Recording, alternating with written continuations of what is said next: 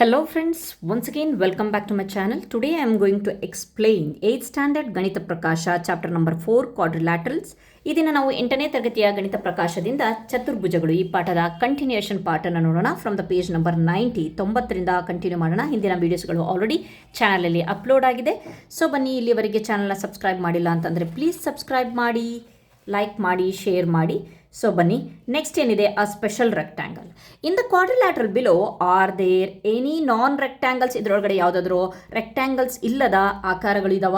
ಇದು rectangle because 5 centimetre opposite sides are equal and ನಾವು ಆ ಒಂದು ಪ್ರಾಪರ್ಟಿಯನ್ನು ನೋಡೋಣ. Opposite sides are equal in length and 90 degree. All the angles are 90 degree ಇದೆ. ಓಕೆ, ಇದೂ ಪ್ರೂವ್ ಆಗಿದೆ, ಇದೂ ಇದೆ. ಓಕೆ, ಇದೂ ಇದೆ. ಮತ್ತು ಯಾಕೆ ಇವರು ನಾನ್ ರೆಕ್ಟ್ಯಾಂಗಲ್ ಅಂತ ಹೇಳಿಬಿಟ್ಟು ಏನಾದ್ರು ಯಾಕೆ ಕೇಳಿದ್ರು ಅಂತ ಅಂದಾಗ, ಇದರೊಳಗಡೆ ಒಂದು ಆ ರೆಕ್ಟ್ಯಾಂಗಲ್ ಸ್ವಲ್ಪ ಚೇಂಜ್ ಇದೆ. ಹೇಗೆ ಅಂತ ಅಂದರೆ, ಇಲ್ಲಿ ನೋಡಬಹುದು ಬೇರೆ ಬೇರೆ ಲೆಂತ್ಗಳು ಕೊಟ್ಟಿದ್ದಾರೆ, ಬಟ್ ಇಲ್ಲಿ ಎಲ್ಲ all the sides are equal. ಅದೊಂದು ಪ್ರಾಪರ್ಟಿನೂ ಸಹ ಆ್ಯಡ್ ಆಗಿದೆ. ಪ್ಲಸ್ 90 ಡಿಗ್ರಿ ಅಂತೂ ಸೇಮ್ ಇದೆ. ಇದು ಆ್ಯಕ್ಚುಲಿ ರೆಕ್ಟ್ಯಾಂಗಲ್, ಇದು ಸಹ ಒಂದು ರೆಕ್ಟ್ಯಾಂಗಲ್. ಅದರ ಜೊತೆಗೆ ಇನ್ನೊಂದು ಎಕ್ಸ್ಟ್ರಾ ಪ್ರಾಪರ್ಟಿ ಆ್ಯಡ್ ಆಗಿದೆ, that is all the sides are equal. ಇಲ್ಲಿ ಹಾಗಿಲ್ಲ, all the sides are equal ಅನ್ನೋ ಒಂದು ಪ್ರಾಪರ್ಟಿನೂ ಆ್ಯಡ್ ಆಗಿದೆ ಅಲ್ವಾ. ಇದೊಂದನ್ನು ಇಟ್ಕೊಂಡು ನೋಡೋಣ. ಹಾಗಾದರೆ all the sides are equal ಮತ್ತು all the angles are 90 degree and it's a rectangle also. ಹಾಗಾದರೆ ಅದು ಯಾವುದು ಅಂತ ಕೇಳಿದಾಗ, so we know that this quadrilateral is also called a square. ಹಾಗಾದರೆ ಇದನ್ನು ನಾವು ಚೌಕ ಅಂತ ಹೇಳ್ತೇವೆ, ಸ್ಕ್ವೇರ್ ಅಂತ ಹೇಳ್ತೇವೆ. Square is a quadrilateral in which all the angles are equal to 90 degree and all the sides are of the equal length. Already ನಾವು ಇಷ್ಟು ವರ್ಷವೂ ನಾವು ಚೌಕದ ಗುಣಲಕ್ಷಣಗಳನ್ನು ಹೇಳ್ರಿ ಅಂದರೆ ಫಸ್ಟ್ ಚಟ್ ಅಂತ ಹೇಳಿ ಎಲ್ಲ ಬಾಹುಗಳು ಸಮ ಮತ್ತು ಎಲ್ಲ ಕೋನಗಳು 90 ಡಿಗ್ರಿ ಅನ್ನೋದನ್ನು ನಾವು ಹೇಳಿದ್ದೀವಿ ಅಲ್ವಾ.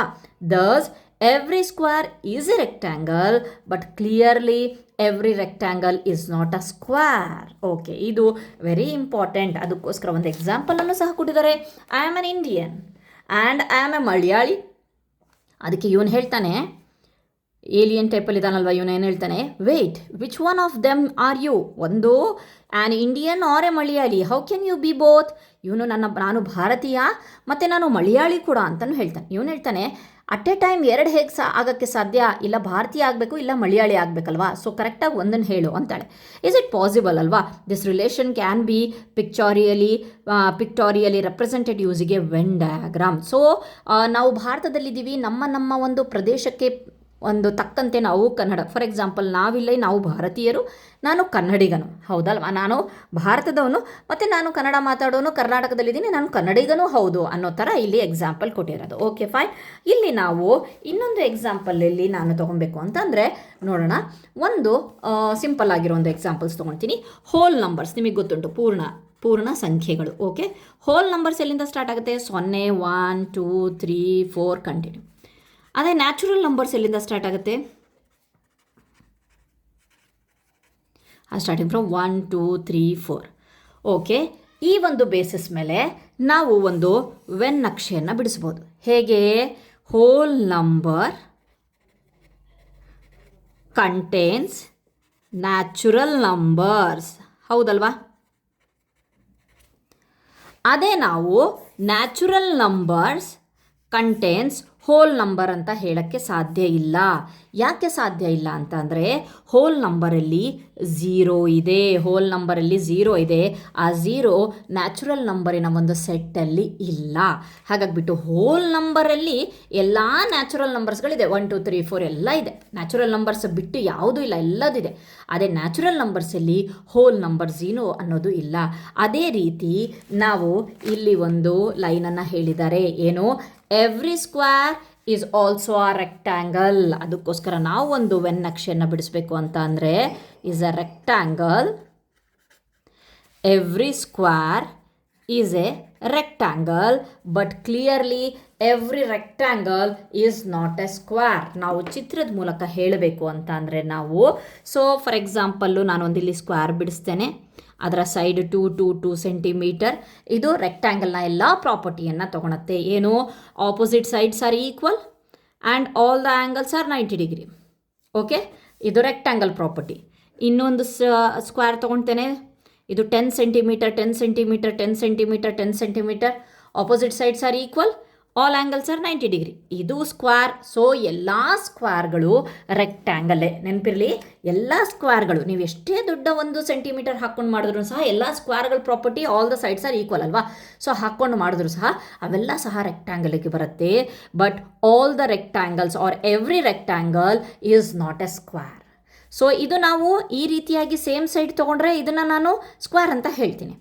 ಬಟ್ ಈ ರೀತಿಯಾದಂತಹ ರೆಕ್ಟ್ಯಾಂಗಲ್ಸ್ ಇದಾವಲ್ವಾ, 5 ಸೆಂಟಿಮೀಟರ್ 5 ಸೆಂಟಿಮೀಟರ್ 2 ಸೆಂಟಿಮೀಟರ್ 2 ಸೆಂಟಿ, ಇದನ್ನು ನಾನು ಸ್ಕ್ವೇರ್ ಅಂತ ಹೇಗೆ ಹೇಳಿ?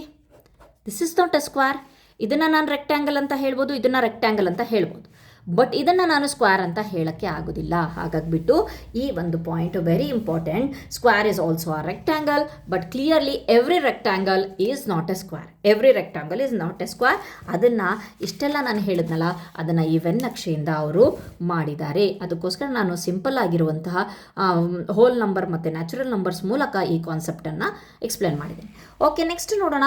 Let us consider the carpenters problem. ಹಾಗೆ ಮತ್ತೆ ಏನು ಕಾರ್ಪೆಂಟರ್ಸ್ ಪ್ರಾಬ್ಲಮ್ನ ಫಸ್ಟ್ ಪೇಜಲ್ಲಿ ನೋಡಿದ್ವು ಅದನ್ನೇ ಮತ್ತೆ. If the wooden strips have to be placed such that the thread passing through their end points form a square, what must done? So ಈಗ ಅದೇ problem. So ಫಸ್ಟ್ನೇ ಪೇಜಲ್ಲಿರುವ ಪ್ರಾಬ್ಲಮನ್ನು ಹೇಳ್ತೇನೆ. ಏನಂತೆ, 2 ಮರದ ಪಟ್ಟಿಗಳನ್ನು ಕೊಟ್ಟಿದ್ರಂತೆ. ಅದನ್ನು ಯಾವ ರೀತಿಯಾಗಿ ಆ ಒಂದು ಕರ್ಣ 8 ಸೆಂಟಿಮೀಟರ್ ಇತ್ತಂತೆ, ಅದನ್ನು ಯಾವ ರೀತಿಯಾಗಿ ಇಟ್ಟು ನಾವು ಒಂದು ಆಯತವನ್ನು ಮಾಡಬಹುದು ಅಂತ ಹೇಳ್ಬಿಟ್ಟು ಹೇಳಿದರು. ಈಗ ಅವ್ರು ಏನು ಹೇಳ್ತಾ ಇದ್ದಾರೆ, ಈ ಒಂದು ಮತ್ತೆ ನಾವು ವುಡನ್ ಸ್ಟಿಪ್ಪನ್ನು ಕೊಡ್ತಾ ಇದ್ದೀನಿ. ಸೊ ಅದನ್ನು ನೀವು ಮತ್ತೆ ಒಂದು ಥ್ರೆಡ್ಡನ್ನು ಕೊಡ್ತಾ ಇದ್ದೀನಿ. ಥ್ರೆಡ್ ಅಂತ ಅಂದರೆ ದಾರವನ್ನು ಕೊಡ್ತಾ ಇದ್ದೀನಿ. ಸೊ ಆ ದಾರದಿಂದ ನೀವು ಯಾವ ರೀತಿಯಾಗಿ ಒಂದು ಸ್ಕ್ವೇರ್, ಪರ್ಫೆಕ್ಟ್ ಸ್ಕ್ವೇರನ್ನು ಮಾಡ್ತೀರಾ ಅಂತ ಹೇಳ್ತೀವಿ. ಸೊ ಅದಕ್ಕೋಸ್ಕರ ನಾವು ಯಾವ ರೀತಿಯಾಗಿ ಮಾಡ್ಬೋದಪ್ಪ ಅಂತಂದರೆ, ಇದು ಒಂದು 8 ಸೆಂಟಿಮೀಟರ್, ಅದೇ ಪ್ರಾಬ್ಲಮ್ ಅಲ್ವಾ. ಒಂದು ವುಡನ್ ಸ್ಟಿಪ್ 8 ಸೆಂಟಿಮೀಟರ್ ಇದೆ. ಸೊ ಇನ್ನೊಂದು ವುಡನ್ ಸ್ಟಿಪ್ ತೊಗೊಳ್ತಾ ಇದ್ದೀನಿ. ಸೊ ಇಲ್ಲಿ ನಾನು ಸ್ಕ್ರೂ ಹಾಕಿಬಿಟ್ಟು ಟೈಟ್ ಮಾಡಿಬಿಡ್ತೇನೆ. ಟೈಟ್ ಮಾಡಿದಾಗಲೂ ಸಹ ಇದೊಂದು ಸ್ವಲ್ಪ ಹೀಗೆ ತಿರುಗ್ಬೋದಲ್ವಾ. ಸೊ ಸ್ವಲ್ಪ ಇಲ್ಲಂತೂ ಸ್ಟಿಫಾಗಿ ಕೂರತ್ತೆ, ಬಟ್ ಇಲ್ಲಿ ಮೇಲೆ ಇಲ್ಲಿ ಅಲ್ಗಾಡ್ಬೋದು. ಆನ್ ದ್ಯಾಟ್ ಟೈಮ್, ಆ ಒಂದು ಟೈಮಲ್ಲಿ ನಾನೇನು ಮಾಡ್ತೀನಿ, ಥ್ರೆಡ್ ತೊಗೊಳ್ತೀನಿ. ಥ್ರೆಡ್ಡನ್ನು ಈ ಮೂಲೆಯಿಂದ ಎಂಡ್ ಪಾಯಿಂಟ್ಸಿಗೆ ಕಟ್ತೇನೆ. ಇಲ್ಲಿಂದ ಇಲ್ಲಿಗೆ ಕಟ್ತೇನೆ, ಇಲ್ಲಿಂದ ಇಲ್ಲಿಗೆ ಕಟ್ತೇನೆ, ಇಲ್ಲಿಂದ ಇಲ್ಲಿಗೆ ಕಟ್ತೇನೆ, ಇಲ್ಲಿಂದ ಇಲ್ಲಿಗೆ ಕಟ್ತೇನೆ. ಸೊ ಆವಾಗ ನಮಗೆ ಯಾವ ಒಂದು ಇದು ಬರುತ್ತೆ, ಅದು ಚೌಕ ಬರುತ್ತೆ, ಸ್ಕ್ವೇರ್ ಬರುತ್ತೆ. Okay fine. ಸೊ ಬನ್ನಿ ನೋಡೋಣ. ಹಾಗಾದರೆ ಹೇಗೆ ಅಂದರೆ, ಸೊ ಫಸ್ಟ್ 2 ಸ್ಟ್ರಿಪ್ಸ್ಗಳನ್ನು ತೊಗೊಂಡೆ, ಮರದ ಪಟ್ಟಿಗಳನ್ನು ತೊಗೊಂಡೆ, ಇಲ್ಲಿಂದ ಆ ಒಂದು ದಾರವನ್ನು ಕಟ್ಟಿದೆ, ಮೇಲಿಂದನೂ ಸಹ ಅಲ್ಗಾಡಬಾರ್ದು. ಸೊ ಈಗ ನಮಗಿದೇನು ಸಿಕ್ಕಿದೆ, ಸ್ಕ್ವೇರ್ ಸಿಕ್ಕಿದೆ. ಅದನ್ನೇ ಹೇಳಿದ್ದಾರೆ. Okay fine. ದಾರವನ್ನು ಯಾವ ರೀತಿಯಾಗಿ ಕಟ್ಟಿದ್ವಿ ಅಂತಂದರೆ ನಮಗೆ ಗೊತ್ತುಂಟು. ಇದು 4 4 ಫಸ್ಟ್ನೇ ಒಂದರೊಳಗಡೆ ಪ್ರೂವ್ ಮಾಡಿ ಬಂದಿದ್ವಿ. ರೆಕ್ಟ್ಯಾಂಗಲಲ್ಲಿ ಎಲ್ಲ ಡಯಾಗ್ನಲ್ಸು ಕರೆಕ್ಟಾಗಿ ಬೈಸೆಕ್ಟ್ ವಿತ್ ಈಚ್ ಅದರ್, ಅರ್ಧಕ್ಕರ್ಧಕ್ಕೆ. ಇದು 4 4 ಹಾಗಾಗಿಬಿಟ್ಟು 4 ಸೆಂಟಿಮೀಟರ್ನ ದಾರವನ್ನು ಕಟ್ ಮಾಡಿಕೊಂಡು ಇಲ್ಲಿಗೆ ಟ್ಯಾಗ್ ಮಾಡಿದಾಗ ಎಕ್ಸಾಕ್ಟಾಗಿ ಒಂದು ಸ್ಕ್ವೇರ್ ಸಿಗುತ್ತೆ. Okay fine. ನೆಕ್ಸ್ಟ್ ನೋಡೋಣ. ಡಿಡಕ್ಷನ್ ನಂಬರ್ 5ಗೆ ಬಂದಾಗ ಅದೇ ಇಲ್ಲಿ ಎಕ್ಸ್ಪ್ಲೇನ್ ಮಾಡಿರೋದು. Deduction number 5, what should be the angle formed by the diagonals. ಹಾಗಾದರೆ ಈ ಒಂದು ಡಯಾಗ್ನಲ್ಸ್, ಕರ್ಣಗಳಲ್ಲಿ ಯಾವ ಒಂದು ಆ್ಯಂಗಲ್ ಫಾರ್ಮ್ ಆಗಿದೆ. ಸೊ ಹಿಂದೆ ಒಂದು ವಾಪಸ್ ಹೋಗ್ತೇನೆ ನಾನು. ರೆಕ್ಟ್ಯಾಂಗಲಲ್ಲಿ ನಾವು ಹೇಳಿದ್ವಿ, ಈ ರೀತಿಯಾಗಾದರೂ ಕಟ್ಟು, ಈ ರೀತಿಯಾಗಾದರೂ ಕಟ್ಟು, ಪಟ್ಟಿನ ಈ ರೀತಿಯಾಗಾದರೂ ಕಟ್ಟು, ಮಧ್ಯಕ್ಕೆ ಯಾವುದಾದ್ರೂ ಒಂದು ಏನಾಗಬೇಕಾಗಿತ್ತು, ಮಧ್ಯಕ್ಕೆ ಎಷ್ಟಾದರೂ ಅದು ಡಿಗ್ರಿ ಫಾರ್ಮ್ ಆಗಬಹುದು ಅಂತ ಹೇಳಿಬಿಟ್ಟು ನಾವು ಅಲ್ಲಿ ಕನ್ಕ್ಲೂಷನಿಗೆ ಬಂದಿದ್ವಿ. ತೋರಿಸ್ತೀನಿ ಸ್ವಲ್ಪ. No matter what the angles between the diagonals are, if the diagonals are equal and they bisect each other ಅಂತ ಹೇಳಿಬಿಟ್ಟು ಕೊಟ್ಟಿದ್ರು. ಸೊ ಮಧ್ಯಕ್ಕೆ ಎಷ್ಟಾದರೂ ಅದು ಆ್ಯಂಗಲ್ ಆಗಿರಲಿ, ನಮಗೆ ನೋ ಮ್ಯಾಟರ್ ಅಂತ ಹೇಳಿದರು. ಬಟ್ ಸ್ಕ್ವೇರ್ನಲ್ಲೂ ಹಾಗೆ ಆಗುತ್ತಾ? So we have to prove that. Deduction 5, what should be the angle formed by the diagonals. So ಬನ್ನಿ, ನಾನು ಒಂದು ಆ್ಯಂಗಲನ್ನು ತಗೊಳ್ತೇನೆ ಇಲ್ಲಿ. ಫೈನ್. ನಾನೀಗ ಸ್ಕ್ವೇರನ್ನು ತಗೋತಾ ಇದ್ದೀನಿ. ಇಷ್ಟು ದಿನ ನಾವು ರೆಕ್ಟ್ಯಾಂಗಲನ್ನು ಬಿಡಿಸಿ ಅದನ್ನು ಪ್ರೂವ್ ಮಾಡ್ತಿದ್ವಿ. ಈಗ ನಾವು ಸ್ಕ್ವೇರನ್ನು ಬಿಡಿಸಿ ಇದನ್ನು ಪ್ರೂವ್ ಮಾಡಬೇಕಾಗತ್ತೆ. Okay fine. ಈ ಸ್ಕ್ವೇರ್ನಲ್ಲಿ 2 ಟ್ರ್ಯಾಂಗಲನ್ನು ತಗೊಳ್ಳೋಣ. ನೇಮ್ ಮಾಡ್ಕೊಳ್ಳೋಣ. ABCD. ಇದೊಂದು ಟ್ರ್ಯಾಂಗಲ್ಲು COD. Okay, in triangle COD. And ಇದೊಂದು ಟ್ರ್ಯಾಂಗಲ್ ತೊಗೊಳ್ಳೋಣ. BOC ಅಥವಾ COB, ಇದು O, COB, triangle COB. Okay, ಈ ಎರಡು ಒಂದು ಟ್ರ್ಯಾಂಗಲಲ್ಲಿ ನಾವು ಟ್ರ್ಯಾಂಗಲ್ ಹೇಗೇಗೋ ಮಾರ್ಕ್ ಮಾಡಿದ್ದೀರಾ ಅಂತ ಹೇಳಿಬಿಟ್ಟು ಪ್ಲೀಸ್ ಪಾಯಿಂಟ್ ಮಾಡಿಬಿಡಿ. ಯಾಕೆ ಅಂತಂದರೆ ಎಕ್ಸ್ಪ್ಲನೇಷನ್ ಟೈಮು ಕೈಯಲ್ಲೇ ಮಾಡ್ತಾ ಇದ್ದೀನಿ, ಹಾಗಾಗಿಬಿಟ್ಟು ನನಗೆ ಎಕ್ಸ್ಪ್ಲನೇಷನ್ ಈಸ್ ಇಂಪಾರ್ಟೆಂಟು, ಫಿಗರ್ ಅಲ್ಲ ನನಗೆ. ಹಾಗಾಗಿಬಿಟ್ಟು COD, ದೆನ್ COB. ಈ COBಯಲ್ಲಿ ನಾವು ಏನನ್ನು ಪ್ರೂವ್ ಮಾಡ್ಬೋದು ಅಂತಂದರೆ, ಫಸ್ಟು DC ಕಾಮನ್, ಎರಡಕ್ಕೂ ಕಾಮನ್ DC ಅಲ್ವಾ. So DC is equal to DC ಅಲ್ಲ, OC is equal to OC, right. OC is the common. Okay, ಇಲ್ಲಿ ಬರಿಬೋದು ನಾವು ಕಾಮನ್ ಸೈಡ್ ಅಂತ ಹೇಳಿಬಿಟ್ಟು ಬರಿಬೋದು. ಓಕೆ, ಅದಾದಮೇಲೆ ಇನ್ನೂ ಏನಿದೆ, OD is equal to OB. We know that OD is equal to OB. ಯಾಕೆ ಅಂತ ಅಂದರೆ ಡಯಾಗ್ನಲ್ ಬೈಸೆಕ್ಟ್ ಅಲ್ವಾ. ಡಯಾಗ್ನಲ್ ಬೈಸೆಕ್ಟ್, ಕರ್ಣಗಳು ಪರಸ್ಪರ ಅರ್ಧಿಸುತ್ತವೆ. ಇನ್ನೂ ಒಂದು ಈಕ್ವಲ್ ಸಿಗತ್ತೆ, ಏನಪ್ಪ ಅಂತಂದರೆ that is DC is equal to CB. ಯಾಕೆ DC is equal to CB? ಯಾಕೆ ಅಂತಂದರೆ ಸ್ಕ್ವೇರ್ನಲ್ಲಿ ಎಲ್ಲ ಬಾಹುಗಳು ಸಮ, ಹಾಗಾಗಿಬಿಟ್ಟು DC is equal to CB, sides of squares, all the sides are equal in the sides. Okay, ಈಗ ನಮಗೇನು ಸಿಕ್ಕಿದೆ, 1 2 3 3 ಸೈಡ್ಸ್ಗಳು ಸಿಕ್ಕಿದೆ. ಸೊ ಬೈ SSS ಗೊತ್ತುಂಟು ಕಾಂಗ್ರುಯೆನ್ಸಿ, ಫಸ್ಟ್ನೇ ವೀಡಿಯೋದಲ್ಲಿ ನಾನು ಹೇಳಿದ್ದೀನಿ. Triangle COD is congruent to triangle COB ಅಲ್ವಾ. ಪ್ರೂವ್ ಆಯಿತು. ಸೊ ಈಗ ನಮಗೆ ಬೇಕಾಗಿರೋದು ಕೋನ. ನೀವ್ಯಾಕೆ ಇದನ್ನು ಪ್ರೂವ್ ಮಾಡ್ತಾ ಇದ್ದೀರಾ ಅಂತಂದರೆ, ಸೊ ನಾವಿಲ್ಲಿ ಕಾಂಗ್ರುಯೆನ್ಸಿನ ಪ್ರೂವ್ ಮಾಡೋದ್ರ ಮೂಲಕನೇ ನಮಗೆ ಈಸಿಯಾಗಿ ನಾವೇನು ಮಾಡಬಹುದು, ಆ್ಯಂಗಲನ್ನು ಪ್ರೂವ್ ಮಾಡ್ಬೋದು. ಈಗ ಬರೋಣ ಈ ಆ್ಯಂಗಲಲ್ಲಿ. ಸೊ ಕಲರ್ ಚೇಂಜ್ ಮಾಡ್ತೇನೆ. ಸೊ ಈ ಟ್ರ್ಯಾಂಗಲ್ಸ್ಗಳಲ್ಲಿ, ಇದೇ ಎರಡು ಟ್ರ್ಯಾಂಗಲ್ಸ್ಗಳಲ್ಲಿ, ಸೊ ಫಸ್ಟ್ನೇದಾಗಿ ಇದನ್ನು ನಾನು A ಅಂತ ತೊಗೊಳ್ತೇನೆ, ಇದನ್ನು ಸಹ A ಅಂತ ತೊಗೊಳ್ತೇನೆ. Angle A plus angle A is equal to 180 degree, because linear pair, ಸರಳ ಯುಗ್ಮ ಅಲ್ವಾ. ಲೀನಿಯರ್ ಪೇರ್ ಆಗುತ್ತೆ ಇವೆರಡು. ಸರಳ ರೇಖೆ ಮೇಲೆ ಎರಡು ಕೋನಗಳು ಬಂದುಬಿಟ್ಟು ಅವೆರಡರ ಮೊತ್ತ 180 ಡಿಗ್ರಿ ಆದಾಗ ಅದನ್ನು ನಾವು ಸರಳ ಯುಗ್ಮ ಅಂತೀವಿ ಅಥವಾ ಲೀನಿಯರ್ ಪೇರ್ ಅಂತ ಹೇಳ್ತೀವಿ. Linear pair A plus A is equal to 2A, 180 degree. A is equal to 180/2, that is A is equal to angle A is equal to 90 degree. Okay, angle A. So that's why ಇಲ್ಲಿ angle A ಎಷ್ಟಾಯಿತು, 90 degree. ಇದು ಸಹ 90 degree. ಇದಕ್ಕೆ vertically angle 90 degree, ಇದಕ್ಕೆ vertical 90 degree. Then angle COD is equal to COB by CPCT ಅಂತ ಹೇಳ್ಬೋದು ಅಲ್ವಾ. By CPCT we can prove that COD is equal to COB.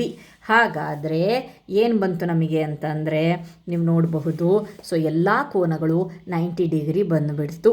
So ಎಲ್ಲ ಕೋನಗಳು 90 ಡಿಗ್ರಿಯಲ್ಲೇ ಸ್ಕ್ವೇರಲ್ಲಿ ಈ ಒಂದು ಈಗ ಆ ಒಂದು ಕಾರ್ಪೆಂಟರು ಈ ಒಂದು ಇದನ್ನು ಇಡಬೇಕು ಅಂತ ಅಂದರೆ ಎಕ್ಸಾಕ್ಟ್ 90 ಡಿಗ್ರಿ ಟ್ರಯಾಂಗಲ್ ಥರ ಹೇಗೋ ಇಡೋಂಗಿಲ್ಲ. ಎಕ್ಸಾಕ್ಟ್ 90 ಡಿಗ್ರಿಯಲ್ಲೇ ಆ ಒಂದು ಕರ್ಣಗಳನ್ನು ಅಥವಾ ಈ ಒಂದು ಮರದ ಸ್ಟ್ರಿಪ್ಸ್ಗಳನ್ನು, ವುಡನ್ ಸ್ಟ್ರಿಪ್ಸ್ಗಳನ್ನು ಇಡಬೇಕಾಗತ್ತೆ. Okay, fine.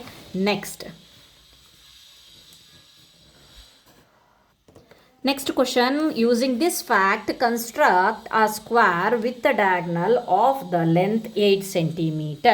ಏನು ಹೇಳ್ತಾ ಇದ್ದಾನೆ, 8 ಸೆಂಟಿಮೀಟರ್ ಕರ್ಣವನ್ನು ಬಳಸಿ ಒಂದು ಸ್ಕ್ವೇರನ್ನು ನೀವು ರೆಡಿ ಮಾಡಿ. ಹೇಗೆ ಅಂತ ಅಂದರೆ, ಒಂದು 8 ಸೆಂಟಿಮೀಟರ್ ಇದು ಮಾಡ್ಕೊಳ್ಳಿ. ಸೊ ಬೈಸೆಕ್ಟ್ ಈಚ್ ಅದರ್ ಅಲ್ವಾ, ಕರೆಕ್ಟಾಗಿ 4 ಸೆಂಟಿಮೀಟರ್ ಮಿಡ್ ಪಾಯಿಂಟನ್ನು ಹಾಕಿಬಿಟ್ಟು ನಾವಿಲ್ಲಿ ಇನ್ನೊಂದು ಡಯಾಗ್ನಲ್ ಮಾಡೋಣ. ಅದಾದಮೇಲೆ ಇವನ್ನು ಸೇರಿಸೋಣ, ಈ ಎಂಡ್ ಪಾಯಿಂಟ್ಸ್ಗಳನ್ನು ಸೇರಿಸೋಣ. Then we will get the square here. Okay, fine. Next, properties of the square. Since a square is a special type of rectangle, we know that all the properties of the rectangle hold true for the square. ಹೌದು, ಇಷ್ಟು ದಿನ ನಾವು ಏನು ರೆಕ್ಟ್ಯಾಂಗಲಿನ ಒಂದು ಪ್ರಾಪರ್ಟೀಸನ್ನು prove ಮಾಡಿದ್ವೋ ಅವೆಲ್ಲ ಸಹ ಸ್ಕ್ವೇರಿಗೆ ಬರುತ್ತೆ. Verify is this true by going through geometrical reasons in deduction 1 and deduction 2 and see if they apply to square also ಅಲ್ವಾ. ಇವೆಲ್ಲವೂ ಸಹ ಸ್ಕ್ವೇರಿಗೆ ಅಪ್ಲೈ ಆಗುತ್ತೆ. ಫೈನ್. ಪ್ರಾಪರ್ಟಿ 1 ಏನು ಹೇಳ್ತೆ, all the sides of the squares are equal to each other ಆಗಿದೆ. Then all the opposite sides of the square are parallel to each other, ಹೌದು ಅದು ಸಹ ಪ್ರೂವ್ ಆಗಿದೆ. Then the angles of the squares are all 90 degree, okay. Then property for the diagonals of the square are equal length and they bisect each at 90 degree ಅಲ್ವಾ, ಈಗ just prove ಆಯಿತು. Okay, deduction 5 ಅಲ್ಲಿ prove ಆಯಿತು. There is one more special property of a square. ಹಾಗಾದರೆ ಇಲ್ಲಿ ಇನ್ನೊಂದು special property ಇದೆ, ಏನಪ್ಪ ಅಂತ ಅಂದರೆ ಇಲ್ಲಿ ಮತ್ತೆ ಇನ್ನೊಂದು ಆ ಒಂದು ಸ್ಪೆಷಲ್ ಪ್ರಾಪರ್ಟಿ ಏನು ಅನ್ನೋದಕ್ಕೆ ನಾನು ಮತ್ತೊಂದು ಸ್ಕ್ವೇರನ್ನು ಇಲ್ಲಿ ಬಿಡಿಸ್ಕೊತಾ ಇದ್ದೀನಿ. ಸೊ ಅದಕ್ಕೆ ಇಲ್ಲಿ ಒಂದು ಡಯಾಗ್ನಲ್ ಬಿಡಿಸ್ಕೊಂಡು ಇದಕ್ಕೆ ನೇಮ್ ಕೊಡ್ತೀನಿ, ದಟ್ ಈಸ್ ABCD. ಇದು ಆ್ಯಂಗಲ್ 1, ಇದು ಆ್ಯಂಗಲ್ 2, ಇದು ಆ್ಯಂಗಲ್ 3, ಇದು ಆ್ಯಂಗಲ್ 4. ಓಕೆ, ಸೈಡ್ಸ್ ಎಲ್ಲಿ ಗೊತ್ತು ನಮಗೆ, all the sides are equal. ಆಮೇಲೆ ಎಲ್ಲವೂ ಸಹ 90 ಡಿಗ್ರಿ ಇರುತ್ತೆ ಅಂತ ಹೇಳಿಬಿಟ್ಟು ಅದನ್ನು ನಮಗೆ ಗೊತ್ತುಂಟು. Okay fine. ಹಾಗಾದರೆ angle 1 is equal to angle 3 ಅಲ್ವಾ? ಯಾಕೆ ಹೇಳಿ? Angle 1 is equal to angle 3 ಯಾಕೆ ಅಂತಂದರೆ ಒಂದು ಪ್ರಾಪರ್ಟಿ ಇದೆ. ಏನು? ಇದು ಸಮಬಾಹುಗಳಿದಾವಲ್ವ, ಈ ಸಮಬಾಹುಗೆ ಆಪೋಸಿಟಾಗಿ ಯಾವ ಕೋನಗಳಿರುತ್ತಲ್ವ ಆ ಕೋನಗಳು ಸಮವಾಗಿರುತ್ತೆ. ಓಕೆ, ನೆಕ್ಸ್ಟ್ ಅದೇ ರೀತಿ ಆ್ಯಂಗಲ್ 2 ಆ್ಯಂಗಲ್ 4ಗೆ ಸಮ. ಇಲ್ಲೂ ಸಹ ಸಮಬಾಹುಗಳಿದೆ, ಸಮಾನ ಬಾಹುಗಳಿದೆ. ಇದಕ್ಕೆ ಈ ಕೋನ, ಇದಕ್ಕೋಸ್ಕರ ಈ ಕೋನ ಫಾರ್ಮ್ ಆಗಿರುತ್ತಲ್ಲ, ಇವೆರಡು ಕೋನಗಳು ಸಮವಾಗಿರುತ್ತೆ ಅಂತ ಹೇಳಿಬಿಟ್ಟು ಅದಕ್ಕೊಂದು ಪ್ರಾಪರ್ಟಿನೇ ಇದೆ. ಸೊ ಈಗ ನೆಕ್ಸ್ಟ್ ನೋಡೋಣ, angle 1 plus angle 2 is equal to 90 degree. ಸ್ಕ್ವೇರಲ್ಲಿ ಎಲ್ಲ ಕೋನಗಳು 90 ಡಿಗ್ರಿ ಇರುತ್ತೆ. So that's why 1 plus 3 plus this one is 1 plus 3 plus 90 degree, ಇದರೊಳಗಡೆ 90 degree is equal to 180 degree. ಎಲ್ಲ ಒಳಕೋನಗಳ ಮೊತ್ತ 180 ಡಿಗ್ರಿ. ಸೊ ದೆನ್ ಏನು ಹೇಳ್ಬೋದಪ್ಪ ಅಂತಂದರೆ 1 ಆ್ಯಂಡ್ 3 ಈಸ್ ಈಕ್ವಲ್ ಅಲ್ವಾ. ಸೊ ಅದಕ್ಕೋಸ್ಕರ 2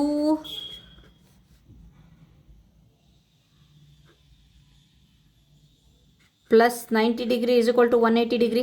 ಇದು ಹೇಗೆ ಬಂತು ಗೊತ್ತಾಯ್ತಲ್ವಾ? 1 plus angle 3 is nothing but angle 1 ಅಂತೆ. ಸೊ ಹಾಗಾಗಿಬಿಟ್ಟು 2 ಇಂಟು ಆ್ಯಂಗಲ್ 1 ಅಂತ ಹೇಳಿಬಿಟ್ಟು ಮಾಡಿದ್ವಿ. 2 into angle 1 is equal to 180 degree minus 90 is 90 degree. 2 into angle 1 is 90 by 2, that is angle 1 is 45 degree. So 145 degree ಆದರೆ ಇಲ್ಲೇ ಬರೆಯೋಣ, 3 ಈಸ್ ಆಲ್ಸೋ 45.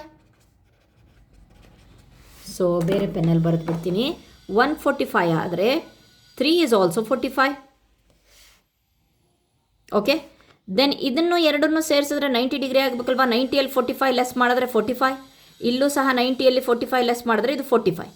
ಹಾಗಾದರೆ ನೀವು ಇನ್ನೊಂದು ಸ್ಪೆಷಲ್ ಪ್ರಾಪರ್ಟಿಯನ್ನು ನೋಡ್ಬೋದು, that is the diagonals of the square divided the angles of the square into equal halves. ಈ ಒಂದು ಕರ್ಣಗಳಿದೆಯಲ್ವಾ, ಆ ಒಂದು ಕೋನಗಳನ್ನು ಸಹ ಅರ್ಧಿಸುತ್ತೆ, ಕೋನಗಳನ್ನು ಸಹ ಈಕ್ವಲಲ್ಲಿ ಅರ್ಧಿಸುತ್ತೆ. This can also be expressed as the diagonals of the square bisect the angles of the square also. Bisect ಅಂತ ಅಂದರೆ ಅರ್ಧ ಮಾಡೋದು. ಯಾವ ರೀತಿಯಾಗಿ ಡಯಾಗ್ನಲ್ಸ್ ಅರ್ಧ ಆಗುತ್ತೋ, ಫಾರ್ ಎಕ್ಸಾಂಪಲ್ಲು ಇಲ್ಲಿ ಒಂದು ಚಿಕ್ಕ ಸ್ಕ್ವೇರ್ ಹಾಕ್ತೇನೆ. ಡಯಾಗ್ನಲ್ಸು ಸಹ ಬೈಸೆಕ್ಟ್ ಆಗುತ್ತೋ. ಇದು 8 ಸೆಂಟಿಮೀಟರ್ ಇದ್ದರೆ ಇದು 4 ಇದು 10 ಇದ್ದರೆ ಇದು 5 ಅದೇ ರೀತಿ ಈ ಒಂದು ಡಯಾಗ್ನಲ್ಸ್ ಇಲ್ಲಿನ ಒಂದು ಕೋನವನ್ನು ಸಹ ಬೈಸೆಕ್ಟ್ ಮಾಡುತ್ತೆ. ಅಂದರೆ ಯಾವತ್ತೂ ನಮಗೆ ಗೊತ್ತು 90 ಡಿಗ್ರಿ ಇದ್ದರೆ ಬೈಸೆಕ್ಟ್ ಆದಾಗ ಅರ್ಧ ಕರೆಕ್ಟ್ ಆಗಾದಾಗ 45 ಡಿಗ್ರಿ ಆಗುತ್ತೆ ಅಂತ ಹೇಳಿಬಿಟ್ಟು ಇದ್ರ ಮೂಲಕ ಗೊತ್ತಾಯಿತು. ಸೊ ನೆಕ್ಸ್ಟ್ ಒಂದು ವಿಡಿಯೋದಲ್ಲಿ ನಾನು ಕಂಪ್ಲೀಟ್ ಆಗಿರುವಂತಹ ಫಿಗರ್ ಇಟ್ ಔಟನ್ನು ಮಾಡ್ತೇನೆ. Thank you so much.